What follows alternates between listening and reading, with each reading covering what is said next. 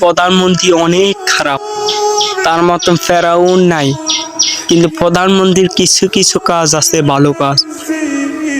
যে ভাতাগুলো তিনি চালু করেছে, বয়স্ক ভাতা, পঙ্গু ভাতা, বিধবা ভাতা, একটা নারী যখন স্বামী মরে যায়, ওই নারী বোঝে তার সংসার চলাইতে, তার বাল বাচ্চা চলাইতে অনেক কষ্ট হয়।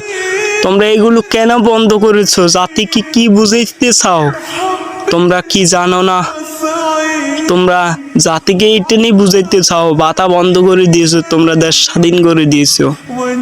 ঠিক আছে, প্রধানমন্ত্রী খারাপ, একটা আমাদের মতো কিছু কুলাঙ্গার আছে, মা বাবার খোঁজ খবর রাখি না, মা বাবা বয়স্ক হয়ে গেছে, বয়স্ক ভাতা পায়, এই ভাতার মাধ্যমে তারা চলতে পারে, তাদের ওষুধগুলো কিনতে পারে। আবার আমাদের মতো কিছু অভাবী মানুষ আছে, সংসার চলাইতে হিমশিম খাই যায়, তারা ভাতার মাধ্যমে তাদের মা বাবা চলতে পারে। আজকে তুমি কি বুঝাইতে চাও জাতিকে? জাতিকে বুঝাইতে চাও আমরা দেশ স্বাধীন করেছি, ভালো কথা, কিন্তু এইসব ভাতাগুলো চালু করে দাও।